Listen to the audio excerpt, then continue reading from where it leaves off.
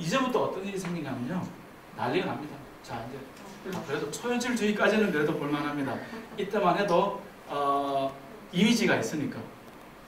그래서 이 초현실주의의 이제 예를 들 때 보통 이제 마그리트와 달리 뭐 다른 작가들도 많이 있습니다. 이 두 가지를 대표적으로 말을 하는데, 일단은 마그리트의 지금 여기 파이프를 그려놓은 이 그림은요, 제목이 이게 이제 자기들 말한 말인데 제가 발음도 안 됩니다. 근데 이 내용은 이것은 파이프가 아니다라고 하는 게 이 작품 제목입니다.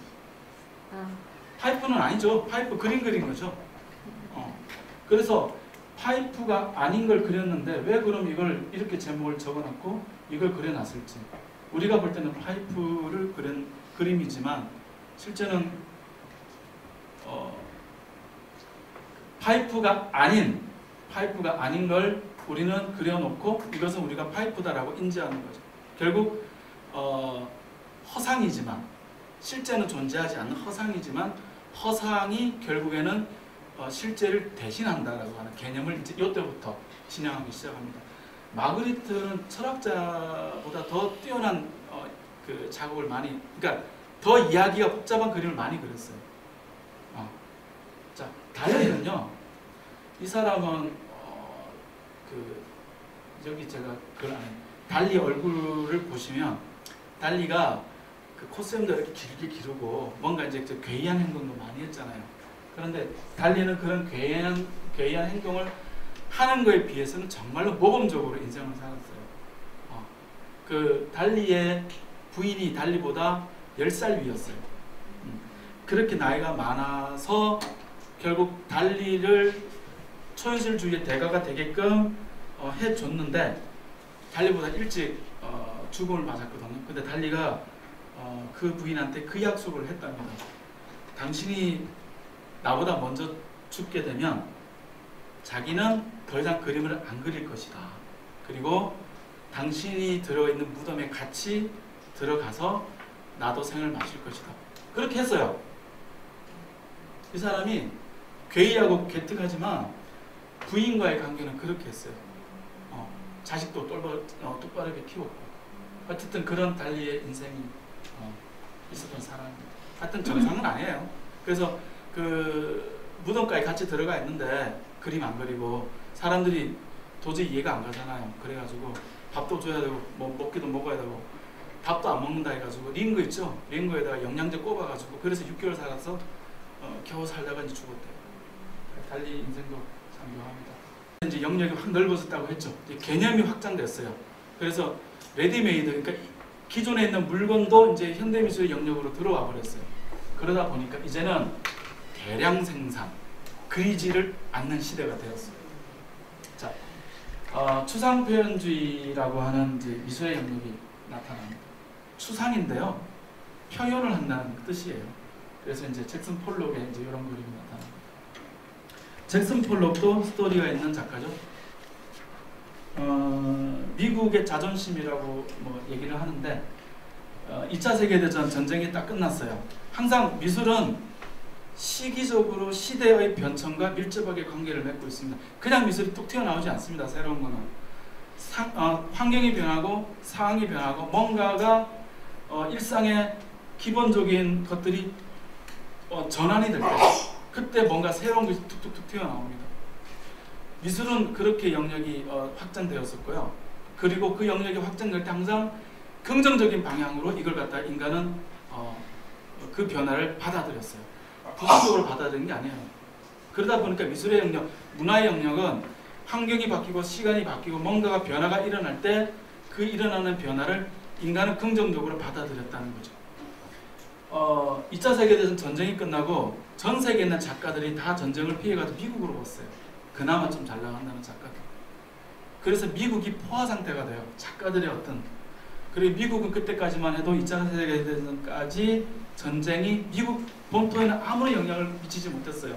미국은 건재했거든요. 세계 최강대국이 됐어요. 강대국이 되면서 미국이 가장 처음 했던 게 뭐냐면요, 미국의 문화 정책으로 미국을 가장 대표할 수 있는 작가가 필요했어요. 자, 이제부터 이제 문화 정책이라는 게 조금씩 들어갑니다. 미국이 세계 최강대국이 되기 위해서 작가를 일부러라도 키워야 됐었어요. 그때 선택된 작가 중에 한 사람이 잭슨 폴록이었어요. 가장 미국적인 작가여야 됐었어요. 근데 폴록은요, 술과 마약과 뭐 하여튼 뭐 여자와 뭐 그런 편력이 엄청나게 심했던 사람이었어요. 일찍 술 먹고 마약하다가 교통사고로 죽었단 말입니다. 그런데 폴록이 그렇게 죽음을 맞이하더라도 결국 그 부인은 끝까지 폴록을 챙겨줬고, 그 부인으로 인해서 폴록은 지금의 폴록이 됐어요. 그 와이프를 잘 만나야 돼요.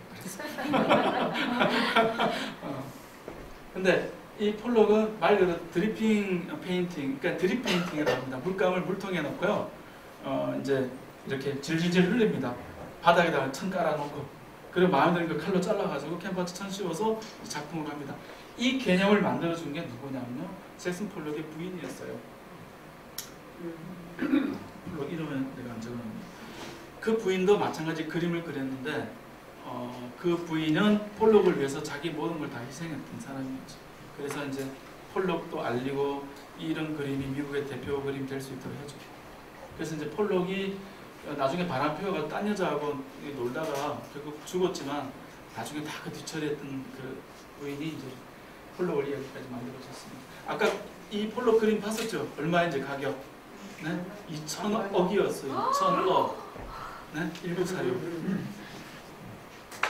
왜 그랬을까요? 왜 그런 가격을 받아가면서 왜 그런 작품을 거래하고 왜 그 난리를 피울까요?